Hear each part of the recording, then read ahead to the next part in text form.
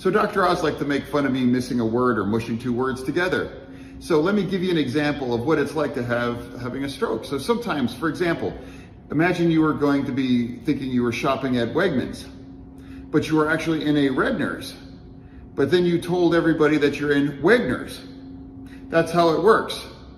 That is John Fetterman, who has been blazing a trail for progressive Democrats in his current bid for U.S. Senate in Pennsylvania. Championing progressive policy that supports marijuana legalization and abortion rights, Fetterman has dominated the progressive political landscape with a sense of grit and unruly politics despite suffering from a stroke earlier this year. In response to this and his own floundering bid for the same seat, Dr. Oz's campaign chose to taunt Fetterman's continuing recovery, with a spokesman for the doctor's campaign saying, if John Fetterman had ever eaten a vegetable in his life, then maybe he wouldn't have had a major stroke and wouldn't be in the position of having to lie about it constantly. As if conservatives haven't supported other Republican officials in the past with a long history of health issues. Despite this, Fetterman's appeal, homegrown and unconventional, is proving a popular alternative to the counterfeit campaign that Dr. Oz is attempting to sell to the American people. My opponent's not out there. People packed the Bayfront Convention Center and cheered when Fetterman came on stage. He's hiding. I asked Dr. Mehmet Oz if he'd like to sit down for an interview, and he didn't say yes. But John Fetterman did. They don't see him. Today I sat down with John Fetterman. John Fetterman for a one-on-one interview. John Fetterman. I just need him to come out and play. John Fetterman held a rally in Hermitage this afternoon. If you're not going to show up in the campaign trail. More than 3,000 people were on hand yesterday to hear the lieutenant governor speak. He refuses to leave his home. John Fetterman held back-to-back rallies, campaigned at a neighborhood rec center in northwest Philadelphia, and then traveled to the Lehigh Valley. He's not been out campaigning. Senate candidate John Fetterman held a big rally today in Pittsburgh with Steelers legend Franco Harris. It's the Oz rule. When he's on TV, he's lying.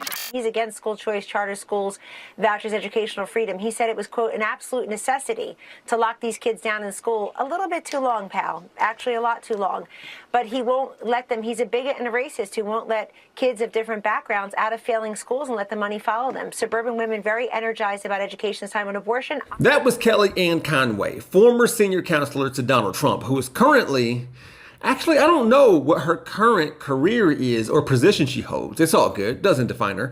But whether she knows it or not, in this segment with Fox News, she was joining other prominent politicians and media figures in making John Fetterman look cool. That opening clip showed Kellyanne Conway complaining about the U.S. Senate candidate out of Pennsylvania perhaps defying suburban women.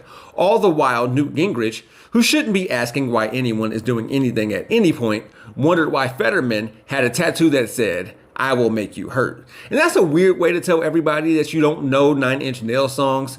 Wait, has he not heard the Johnny Cash version of Hurt? Whatever. Fetterman got that tattoo covered up. Also, Tucker wanted to know what was up with the dates on John Fetterman's forearms. Fetterman said, I have 9 dates tattooed on my right forearm. Each one is a day on which someone died violently in Braddock, Pennsylvania while I was mayor. Not to be outdone is, of course, Dr. Oz, who gave Fetterman a cool nickname or campaign slogan, trying to diss homies' clothes. Kicking authority in the balls. Ugh. Now back to Kellyanne Conway. I was stalling trying to remember stuff about her, and it occurred to me that she used to be drug czar, which is weird when you consider that she said this. Sean, he hasn't worked a day as lieutenant governor. He put the marijuana flag up. He thought that was funny. He's trolling his opponent. He thinks that's funny. Here's what's not funny. That there's been a doubling of overdose deaths in Pennsylvania while he's been in office from 2015 to 2021. Fentanyl is rankling every corner of the state.